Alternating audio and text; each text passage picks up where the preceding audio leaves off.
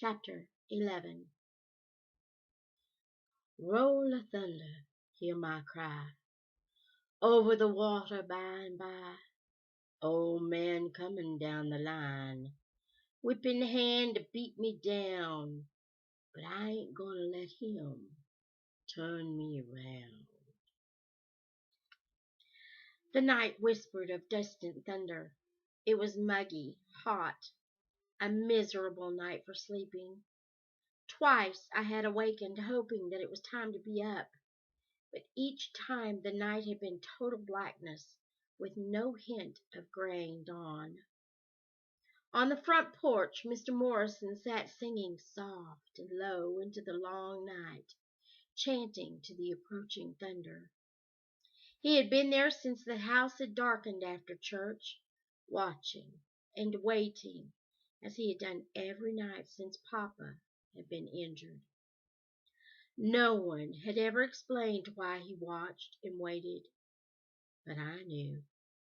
It had to do with the Wallaces. Mr. Morrison's song faded, and I guessed he was on his way to the rear of the house. He would stay there for a while, walking on cat's feet through the quiet yard, then eventually return to the front porch again. Unable to sleep, I resigned myself to await his return by counting steaks. Miss Crocker had had a big thing about steaks, and I sometimes found that if I pretended that she was naming them off, I could fall asleep. I decided to count the states geographically rather than alphabetically. That was more of a challenge. I had gotten as far west as the Dakotas when my silent recitation was disturbed by a tapping on the porch. I lay very still. Mr. Morrison never made sounds like that. There it was again. Cautiously I climbed from the bed, careful not to waken Big Ma, who was still snoring soundly, and crept to the door. I pressed my ear against the door and listened, then slipped the latch furiously and darted outside. "Boy, what you doing here?" I hissed. "Hey, Cassie, would you keep it down?" whispered TJ, invisible in the darkness. Then he tapped lightly on the boy's door again, calling softly, "Hey, Stacy, come on, wake up, will you? Let me in." The door swung open and TJ slipped inside. I pulled my own door closed and followed him. "I'm in trouble, Stacy," he said. I'm really in trouble." "That ain't nothing new," I remarked. "What you coming here for?" whispered Stacy icily. "Go get R.W. Melvin to get you out of it." In the darkness there was a low sob, and TJ, hardly sounding like TJ, mumbled, "They the ones got me in it. Where's the bed? I gotta sit down." In the darkness he groped for the bed, his feet dragging as if he could hardly lift them. "I ain't no bed!" I exclaimed as his hands fell on me. There was a deep sigh. Stacy clicked on the flashlight and TJ found the bed, sitting down slowly and holding his stomach as if he were hurt. "What's the matter?" Stacy asked, his voice weary. "R.W. and Melvin," whispered TJ. "They hurt me bad." He looked up, expecting sympathy, but our faces, grim behind the light Stacy held, showed no compassion. TJ's eyes dimmed, then undoing the buttons to his shirt, he pulled the shirt open and stared down at his stomach. I grimaced and shook my head at the sight. "Lord, TJ!" Stacy exclaimed in a whisper. "What happened?" TJ did not answer at first. Staring in horror at the deep blue black swelling of his stomach and chest. "I think something's busted," he gasped finally. "I heard something awful." "Why'd they do it?" asked Stacy. TJ looked up into the bright light. "Help, Stacy. Help me get home. I can't make it by myself. Tell me how come they did this to you. 'Cause I said I was going to tell what happened. Stacy and I looked at each other, then together leaned closer to TJ. Tell what? We asked. Stacy gulped and leaned over, his head between his legs. Uh, I'm sick, Stacy.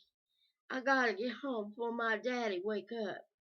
He say I stay away from that house one more night, he gonna put me out, and he mean it too. He put me out. I got no place to go. You gotta help me. Tell us what happened. TJ began to cry. But they said they'd do worse than this if I ever told. Well, I ain't about to go nowhere unless I know what happened, said Stacy with finality.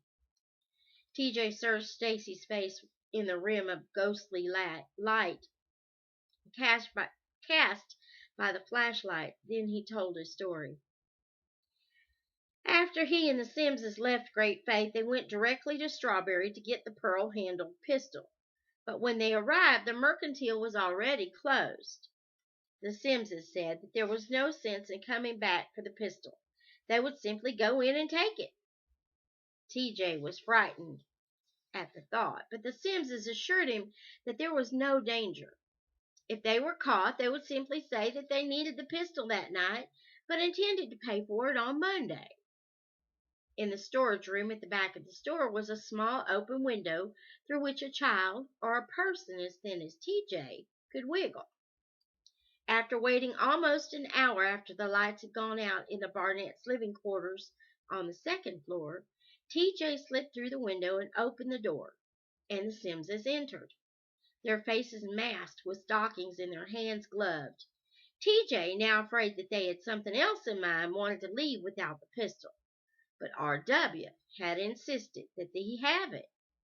R.W. broke the lock of the gun case with an axe and gave T.J. the much-longed-for gun. Then R.W. and Melvin went over to a wall cabinet and tried to break off the brass lock. After several unsuccessful minutes, R.W. swung the axe sharply against the lock, and it gave. But as Melvin reached for the metal box inside, Mr. Barnett appeared on the stairs, a flashlight in his hand, his wife behind him. For a long moment no one moved or said a word as Mr. Barnett shone the light directly on TJ, then on R.W. and Melvin, their faces darkened by the stockings. But when Mr. Barnett saw the cabinet lock busted, he flew into frenzied action, hopping madly down the stairs and trying to grab the metal box from Melvin. They struggled with Mr. Barnett, getting the better of Melvin, until R.W. whopped Mr. Barnett solidly on the head from behind with the flat of the axe, and Mr. Barnett slumped into a heap upon the floor as if dead. When Mrs. Barnett saw her husband fall, she dashed across the room and flailed into R.W. crying, "You niggers done killed Jim Lee! You done killed him!" R.W., trying to escape her grasp, slapped at her, and she fell back, hitting her head against one of the stoves, and did not move. Once they were outside, T.J. wanted to come straight home, but the Simses said they had business to take care of and told him to wait in the back of the truck. When T.J. objected and said that he was going to tell everybody it was R.W. and Melvin who had hurt the Barnetts unless they took him home, the two of them lit into him, beating him with savage blows until he could not stand, then flung him into the back of the truck and went down the street to the pool hall. TJ lay there for what he thought must have been an hour before crawling from the truck and starting home. About a mile outside of town, he got a ride with a farmer headed for Smelling's Creek by way of Soldiers Road. Not wanting to walk past the Simses' place for fear of R.W. and Melvin, had taken the Jackson Road home. He did not get out at the Jefferson Davis School Road intersection, but instead crossed Soldiers Bridge with the farmer and got out at the intersection beyond the bridge and walked around, coming from the west to our house. TJ, was them Barnetts dead? asked Stacy when TJ grew quiet. TJ shook his head. I don't know. They sure look dead. Stacy, anybody find out, you know what they'd do to me? He stood up, his face grimacing with pain. Stacy, help me get home, he pleaded. I'm afraid to go there by myself. R.W. and Melvin might be waiting. You sure you ain't lying, TJ? I asked suspiciously. I swear everything I told y'all's the truth. I admit I lied about telling on your mama, but I ain't lying now. I ain't. Stacy thought a moment. Why don't you stay here tonight? Papa'll tell your daddy what happened, and he won't put... No! Cried TJ, his eyes big with terror. Can't tell nobody. I gotta go. He headed for the door, holding his side, but before he could reach it, his legs gave way, and Stacy caught him and guided him back to the bed. I studied TJ closely under the light. Sure, he was pulling another fast one, but then he coughed and blood spurted from his mouth. His eyes glazed, his face paled, and I knew that TJ was not faking. You're bad hurt, Stacy said. Let me get Big Ma. She'll know what to do. TJ shook his head weakly. My mama. I'll just tell her them white boys beat me for no reason. She'll believe it. She'll take care of me. But you go waken your grandmama and your daddy'll be in it. Stacy, please. You my only friend. Ain't never really had no true friend but you. Stacy, I whispered, afraid of what he might do. As far back as I could remember, Stacy had felt responsibility for TJ. I had never really understood why. Perhaps he felt that even a person as despicable as TJ needed someone he could call friend. Or perhaps he sensed TJ's vulnerability better than TJ did himself. Stacy, you ain't going, are you? Stacy wet his lips, thinking. Then he looked at me. You go on back to bed, Cassie. I'll be all right. Yeah, I know you gonna be all right, 'cause I'm gonna tell Papa, I cried, turning to dash for the other room, but Stacy reached into the darkness and caught him. Look, Cassie, it won't take me but 25 or 30 minutes to run down there and back. Really, it's all right. You as big a fool as he is, then, I accused frantically. You don't know him nothing, especially after what he done to Mama. Stacy released me. He's hurt bad, Cassie. I gotta get him home. He turned away from me and grabbed his pants. I stared after him. Then I said, well, you ain't going without me. If Stacy was going to be a fool and go running out into the night to take an even bigger fool home, the least I could do was make sure he got back in one piece. Cassie, you can't go. Go where? Piped Little Man, sitting up. Christopher John sat up too, yawning sleepily. Is it morning? What y'all doing up? Little Man questioned. He blinked into the light and rubbed his eyes. TJ, that you? What are you doing here? Where y'all going? Nowhere. I'm just gonna walk TJ home, Stacy said. Now go on back to sleep. Little Man jumped out of bed and pulled his clothes from the hanger where he'd neatly hung them. I'm going too, he squealed. Not me, said Christopher John, lying back down again. While Stacy attempted to put Little Man back to bed, I checked the porch to make sure that Mr. Morrison wasn't around, then slipped back to my own room to change.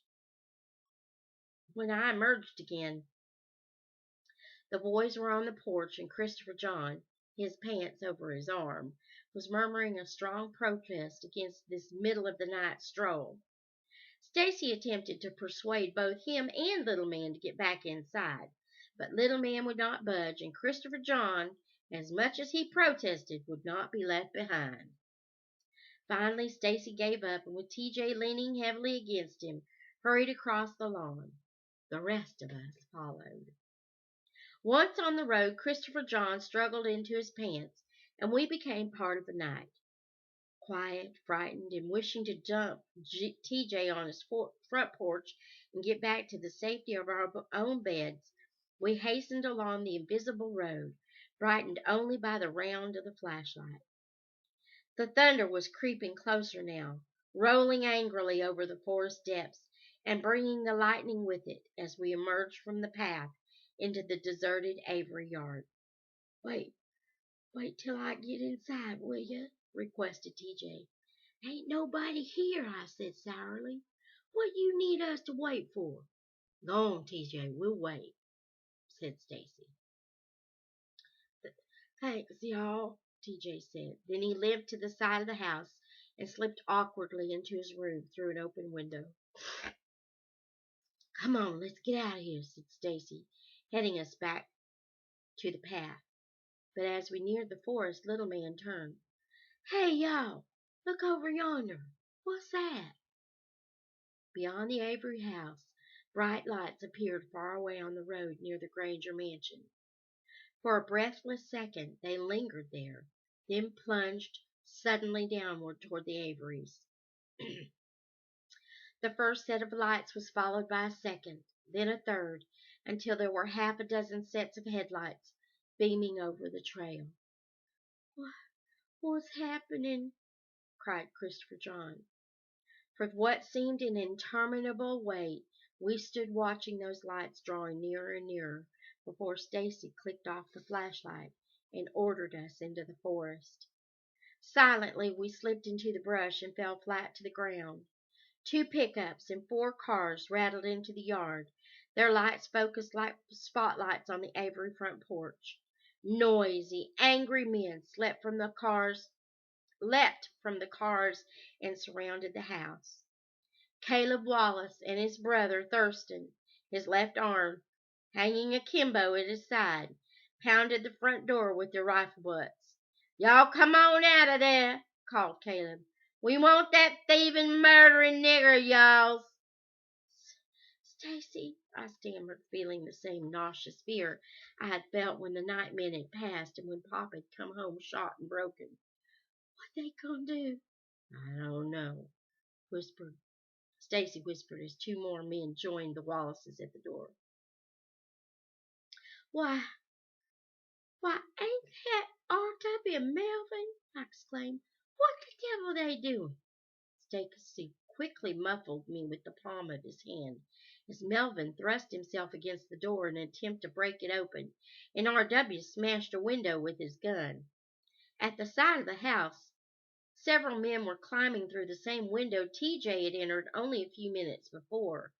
Soon the front door was flung open from the inside, and Mr. and Mrs. Avery were dragged savagely by their feet from their house. The Avery girls were thrown through the open windows. The older girls, attempting to gather the younger children to them, were slapped back and spat upon.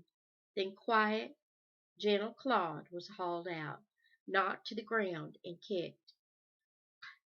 Claude, whimpered Christopher John, trying to rise, but Stacy hushed him and held him down.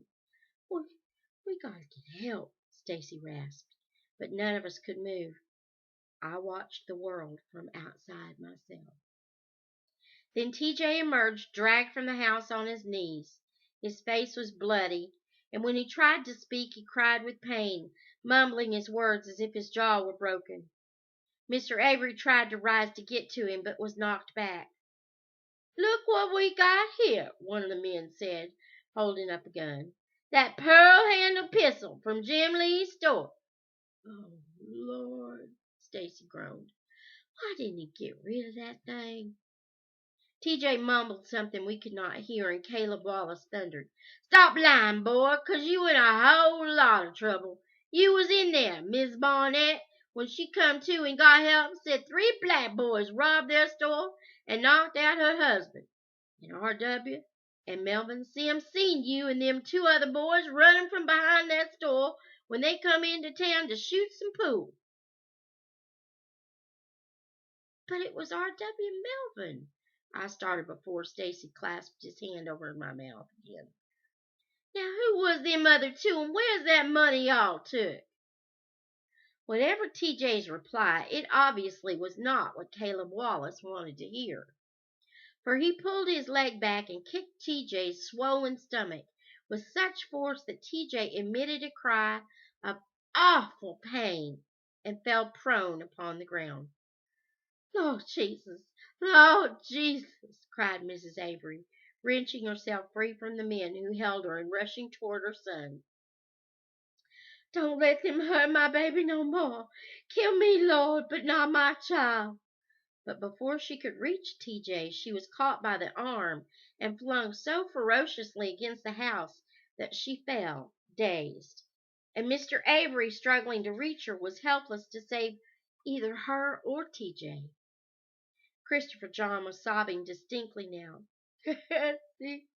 Stacy whispered, "You take little man and Christopher John. Y'all."